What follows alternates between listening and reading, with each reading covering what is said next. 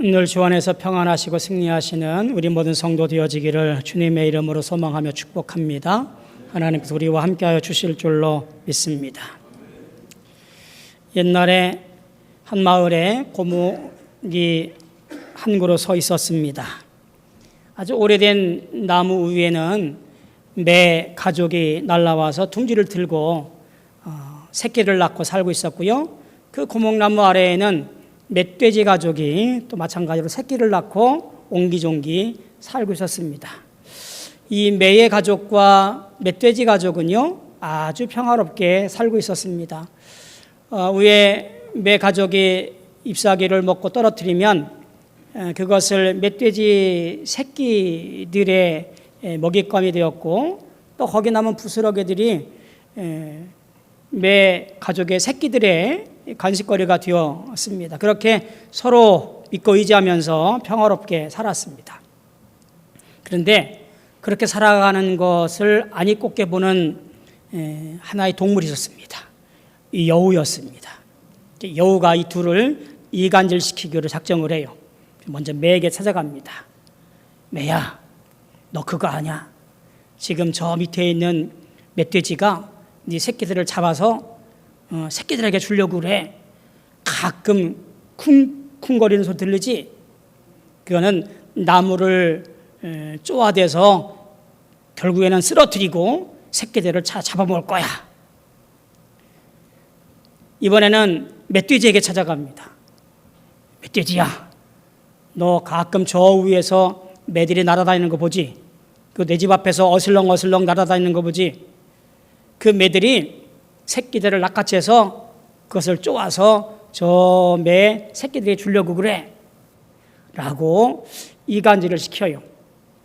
그때부터 이 매 어미나 또 그 아빠가 마찬가지로 멧돼지의 가족들이 나가지를 못하는 거예요. 혹시 와서 해코지 할까 봐, 혹시 와서 잡아먹을까 봐 의심스러워서 꼼짝을 못했다고 합니다. 그리고 얼마 못 가서 위도 아래도 다 굶어 죽었다는 슬픈 이야기입니다. 의심은 죽이는 일이고요, 믿음은 살리는 일이에요. 동물들의 세계도 이런데 우리 영적인 삶 어떨까요? 영적인 삶에도 어쩌면 우리 일상생활에도 의심은 우리를 해코지하지만 믿음은 우리를 건강하게 하는 것일 줄로 믿습니다. 여러분이 믿음으로 살아 승리하시는 놀라운 축복의 사람이 되어지기를 주님의 이름으로 소망하며 축복합니다. 오늘 말씀은 우리가 참 익숙한 말씀이지요. 오병이어의 말씀에 이어지는 내용들이고요. 그리고 이 오병이어에 이어지는 말씀들의 모습을 가만히 보면 예수님께서 재촉을 하셔요. 즉시 제자들을 강 건너편으로 보내시고 예수님은 한적한 곳 산으로 올라가서 기도하셨다라는 내용으로 각기 복음서들에서 소개합니다. 그 이유가 왜 그럴까 궁금할 때 요한복음 6장에 보면 이렇게 그 사실을 전합니다. 오병이어를 마치고 나니까 사람들이 그 기적에 놀라서 예수님을 자신들의 임금으로 삼으려고 합니다.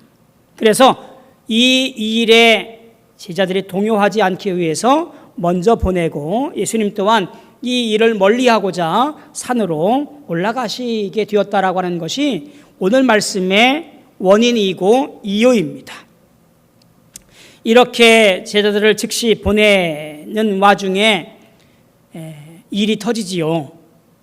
제자들이 갈릴리 바다를 건너가는 와중에 육지에서 술이나 떠났다라고 하는데 아마 우리 성경의 주석에 보면 바다 한가운데라고 번역이 되어 있습니다. 한가운데 다다랐을 때에 아마 바람이 많이 불고 파도가 많이 일었던 모양입니다. 애쓰고 수고해도 앞으로 나아가지 못하고 거기서 아마 헤맸던 모양입니다. 아무리 뱃사람이 많고 아무리 어부들이 많아도 아마 이겨내지 못했던 것 같습니다.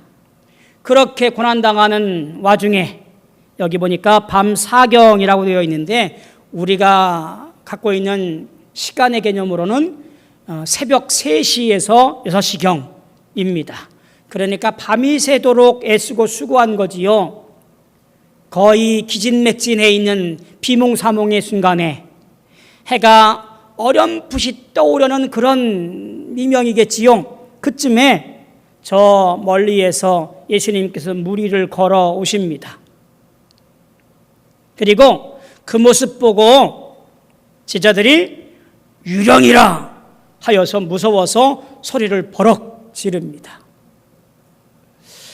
이 이야기를 어떤 분들은 그렇게 해석을 하기도 하더라고요. 아마 바다 뭇에 다 다다라서 그 뭇 가까이에서 걸어오신 예수님일 거다라고 그렇게 보는 분들도 있습니다만 전혀 그럴 사건이 아니지요. 바다 한가운데서 벌어진 사건이기에 그럴 일도 없었던 것이죠. 어쨌든 이렇게 유령이라 하여 무서워 떨고 있을 그때에 예수님께서 말씀하시기를 안심하라, 나니 두려워하지 말아라 라고 탕불합니다. 자, 이럴 즈음에 당돌하게도 베드로가 이렇게 말합니다. 주여, 만일 정말로 주님이시거든 나를 명하사 나로 하여금 물을 걸어 오게 하십시오. 예수님은 또 즉시로 말씀하셔요. 오라. 베드로가 그 명령에 힘을 얻어서 물 위를 토벅토벅 걸어서 걷게 되어지지요. 얼마 못 가서 바람을 보고 무서워서 빠져 들어가게 되었다라는 말씀이고, 30절에 보니까 그런 베드로가 주여 나를 구원하소서 다시 한번 소리를 지르게 되고, 31절에 보니까 손을 내밀어서 그를 붙잡으시며 이르시되 믿음이 작은 자여 왜 의심하느냐라고 말씀하시는 장면이 오늘 내용이에요. 성경을 쭉 보다 보면 비슷한 내용들이 있음을 보게 되어져요. 오늘 말씀과도 비슷한 사건이 이미 앞서서 마태복음 8장 23절에 보면 등장을 하게 되어지는데, 이번에는 예수님과 함께 갈릴리 바다를 건너가다가 예수님은 뱃머리 위에서 주무시고 계셨고, 바람이 불고 파도가 칠 때에 제자들이 겁을 내면서 이렇게 말하지요. 예수님을 깨우면서 주여 우리가 죽게 되었습니다, 우리를 구원하소서 라고 예수님을 급히 찾아요. 예수님께서 일어나시면서 이렇게 말씀하시지요. 어찌하여 무서워하느냐, 믿음이 적은 자들아. 그리고 바람을 잠재우시고 바다를 잔잔케 했다라고 말합니다. 갈릴리 바다에서 이루었던 이 두 사건들은 아마도 제자들의 인상 깊었던 내용일 거라고 생각이 되어집니다. 그리고 이 두 사건들, 갈릴리 바다에서 믿음이 작은 자여 왜 의심하느냐, 왜 무서워하느냐 라고 꾸짖던 이 사건의 메시지가 무엇일까 고민하게 되어져요. 제자들은 바람과 파도에 겁을 먹었습니다. 예수님은 그저 왜 무서워하느냐, 왜 의심하느냐, 믿음이 작은 자요 라고 그렇게 말씀하시지요. 그러니까 환경이나 사건, 일의 문제가 아니라 무엇의 문제라고 하는 거예요? 믿음이 적은 것이 문제라는 이야기예요. 복음서를 처음 받아보게 되었던 1차적 독자들이나 또 오늘날 살고 있는 우리나 아마 같은 맥락에서 이 말씀을 이해하면 예수를 처음 믿던 사람들, 그들에게 주어졌던 많은 고난과 곤경과 어려움과 고통과 죽음에 직면해 있던 그 순간들, 또 오늘날 신앙생활 한다고 말하면서도 여러 가지 일들 때문에 믿음을 잃어가고 시험 들고 어찌 살아야 되지? 라고 하는 우리에게 주님은 마저 그런 환경적인 것, 사건 이런 것이 아니라 내 마음에 믿음이 적은 것이 문제이지 라고 우리에게 말씀하시는 것, 그것이 이 일의 중요한 메시지라고 하는 거예요. 복음서에는 여러 곳에서 믿음에 관하여서 말씀합니다. 쉽게 말하면 그저 믿음에 대해서 말씀하시면서 그 믿음을 공고히 하고 우리가 그 믿음을 통해서 예수를 나의 구주로 고백하도록 이끄시는 것이 복음서의 말씀이라고 해도 과언이 아닙니다. 예를 들면 마태복음 15장 21절 이하에 보면 가나안 여인이 귀신 들린 딸을 데리고 와요. 근데 예수님은 모질게도 말씀하십니다. 자녀들에게 줄 떡을 줄 수 없다고,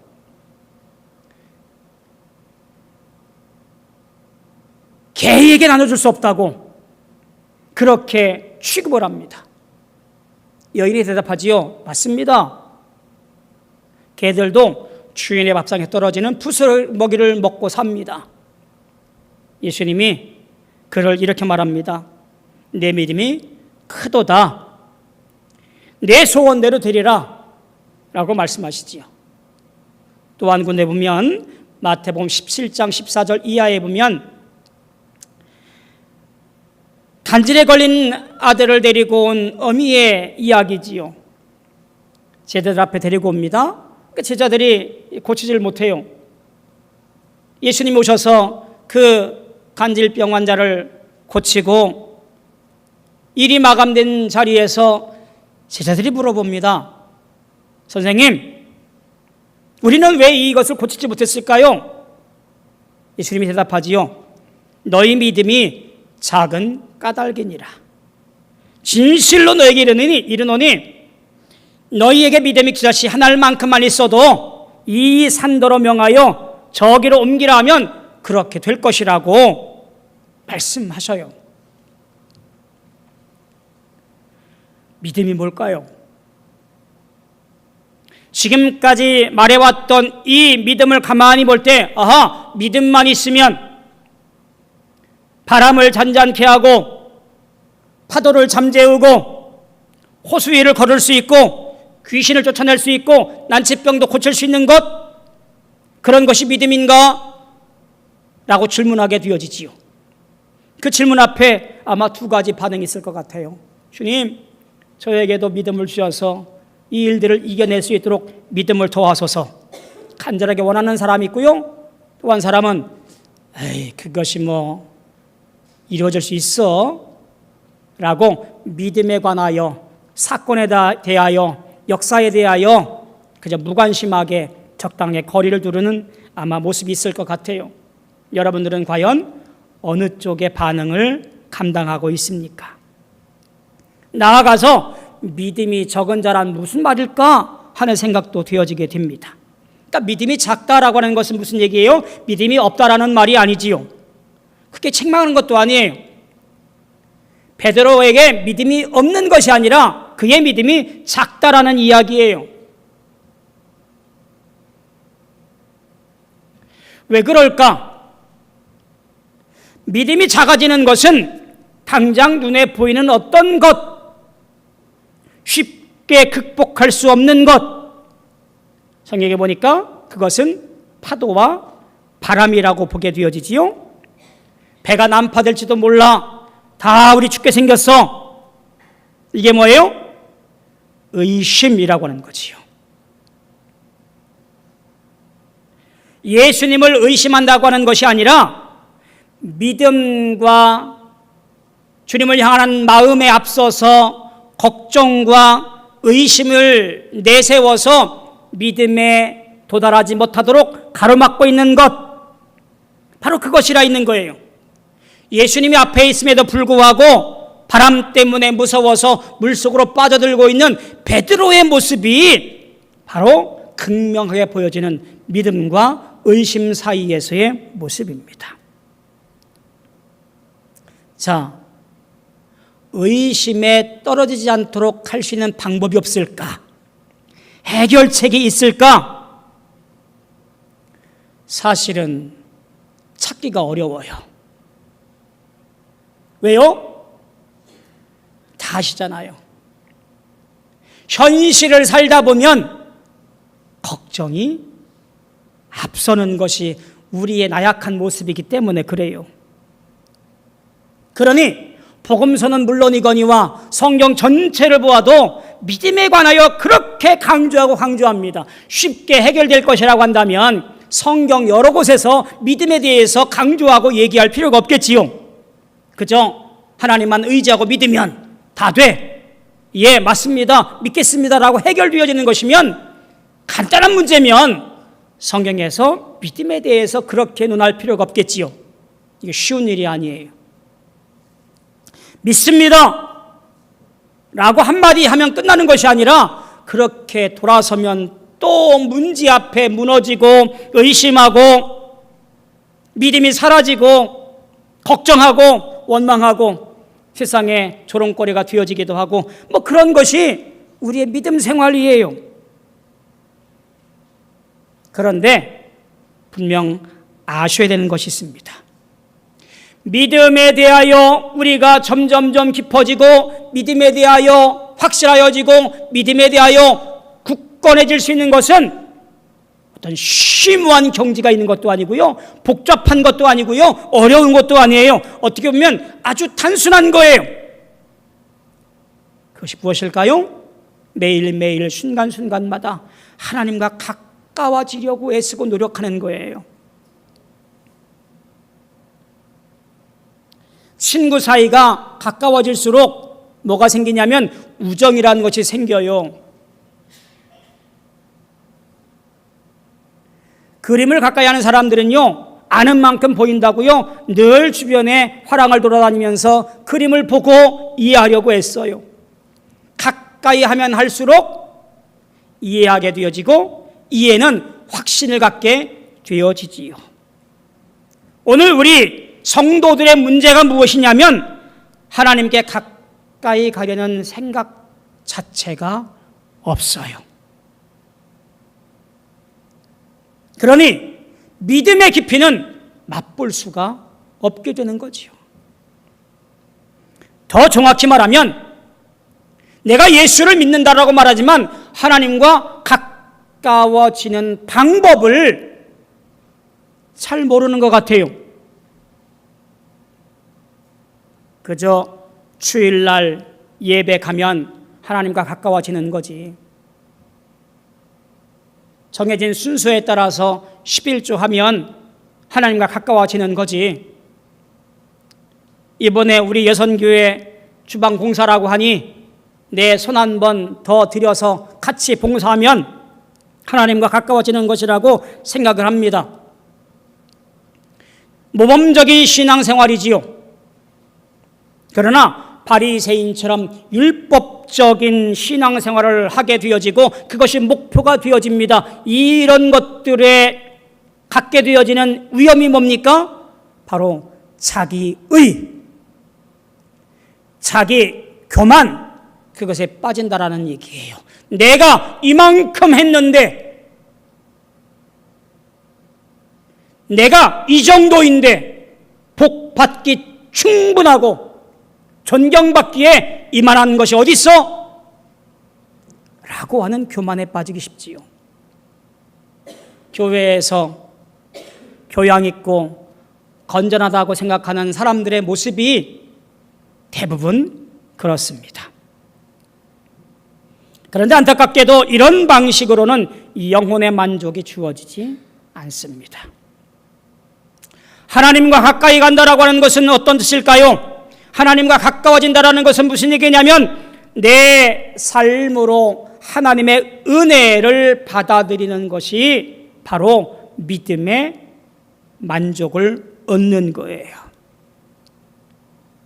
두 가지의 의미가 담겨 있지요. 하나는 무엇이냐면 하나님의 은혜라고 하는 이 방편은 우리 삶에 몽땅 하나님께서 선물로 주신 것이다라고 하는 것을 고백하는 거예요.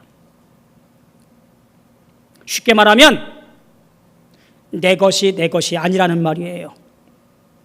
내 생명도, 내 자식도, 내 재산도, 내 건강도, 내 그 어떤 것도 내 것이 아니라고 하는 거예요. 하나님의 선물이라고 하는 겁니다.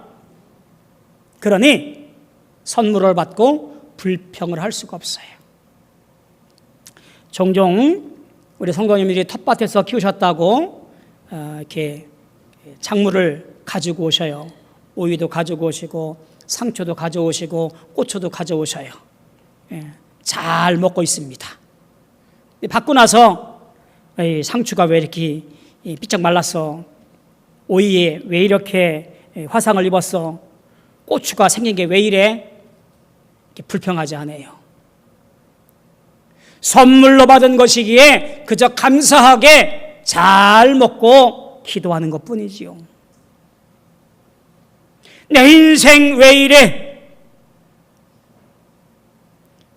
내 삶이 왜 이렇게 쪼그라들었어?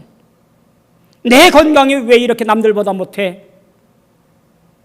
이렇게 불평할 이유도 필요도 없습니다. 왜요? 우리 인생은 하나님께서 주신 선물이기 때문에 그렇습니다.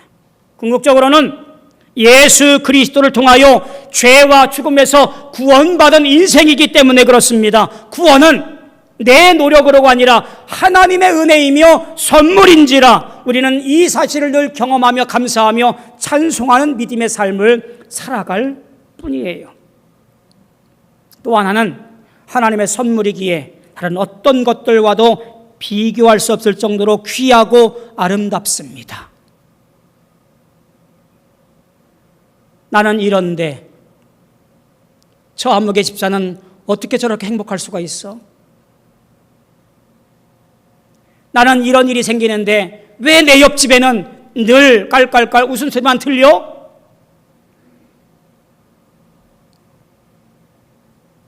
내 삶을 살아가면서 내 자신의 삶에 감사하고 그리고 찬송하는 삶의 모습이 주신 선물이기에 비교하지 아니하고 오늘도 감격해하며 찬송할 수 있는 것, 그것이 바로 무엇이냐면 하나님의 은혜의 삶이라는 것입니다. 그 모든 것들을 은혜로 받아들이는 것, 그것이 무엇이냐면 믿음이라 그런 거예요. 그것이 믿음이라는 사실을 베드로와 제자들도 모르지는 않았을 것 같아요. 문제는 눈앞에 보이는 파도와 바람 앞에 갈릴리 바다를 향하여 있다 보니 그들은 의심에 들고 시험에 들었던 것이지요. 눈앞의 사태를 걱정하지 않을 수 없는 것, 그것이 의심이라 그런 거예요. 하나님의 은혜만을 붙들고 믿음으로 살고 싶으나 그러지 못하는 것, 그것이 바로 의심이지요. 어찌해야 될까요? 어떻게 하면 될까요? 오늘 여기에 중요한 한 사람의 기막힌 행동이 있습니다. 30절 볼까요? 바람을 보고 무서워 빠져가는지라. 여전히 바람이 있고 파도가 있고 갈릴리 바다가 삼키려 하고 있습니다. 그때 소리 질러 이르되 주여 나를 구원하소서. 그래도 명색이 베드로는 뱃사람입니다. 어릴 때부터 갈릴리 바다에서 먹고 자라는 사람이에요. 아마 수영을 밥 먹듯이 잘할 수 있었을 것이고요. 어느 누구보다도 갈릴리 바다의 사정을 아는 사람이었을 겁니다. 숨이 깔딱깔딱 넘어갈 즈음에 그가 할 수 있는 것은 수영을 해서 다시 배로 가든지 배에 있는 동료들에게 뭐 구명보트를 보내든지 해서 급히 소리질러 살려달라고 했을 수 있었을 것 같아요. 자기가 할 수 있는 방법을 다 동원할 수 있었을 것 같은데 베드로는 귀하게도 주여 나를 구원하소서 라고 주님 바라보고 소리칩니다. 오늘 내 삶에서 의심을 떨쳐버리고 믿음으로 살 수 있는 방법은 베드로가 우리에게 가르쳐 줍니다. 그것은 주님께 손을 내밀어 주님께서 살려달라고 먼저 바라보고 의지하는 것이 우리가 살 수 있는 방법이라고 말하는 거예요. 그것이 우리에게 해야 할 방편이라고 말하는 거예요. 내가 어찌하여 부덕부덕대거나 내가 꾀를 써 누군가에 청하거나가 아니라 주님 바라보고 손을 내밀어 주여 나를 구원하소서 믿음으로 한 걸음 다가가는 것이 우리가 살 수 있는 방법이라 그런 거예요. 예수님이 이에 반응하여 즉시 손을 내밀어 그를 붙잡으셨다라고 말하지요. 그의 모습에 주님께서 반응하여 즉시 손을 내밀어 붙잡으시며 말합니다. 믿음이 적은 자여 왜 의심하였느냐.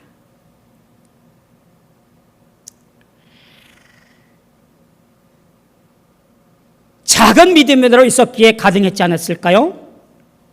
의심의 순간에 다른 곳이 아니라 주님 바라보았기 때문에 그 어려움을 이겨냈을 것이지요.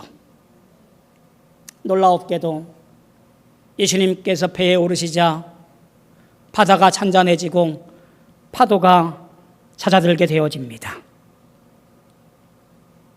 주님 손 붙잡고 일어나 배에 올랐더니 모든 문제가 사라지고 평안하여졌습니다.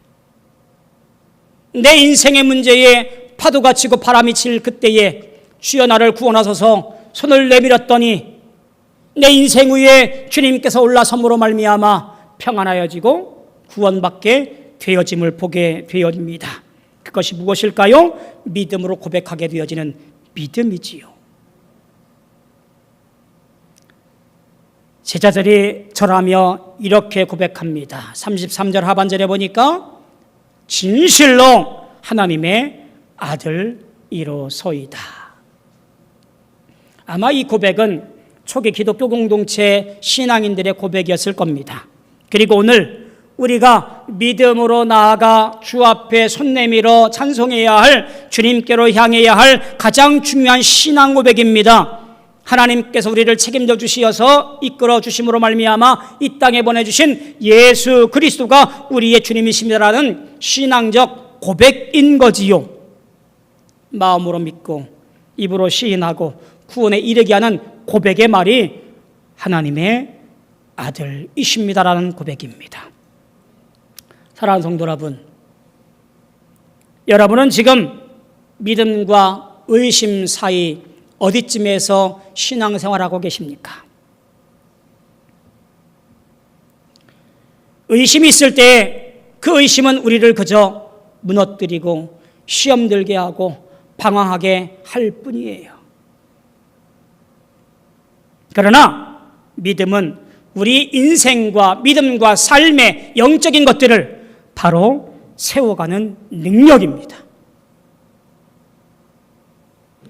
믿음으로 굳건하여서 내 모든 것이 하나님의 은혜로 되어진 것이고 주의 은혜 안에 살아가며라고 고백하며 손을 내밀어 주여 나를 구원하소서 주님만 의지하고 바라보므로 말미암아 믿음으로 승리하시는 축복된 인생들 다 되어지기를 주님의 이름으로 소망하며 축원합니다.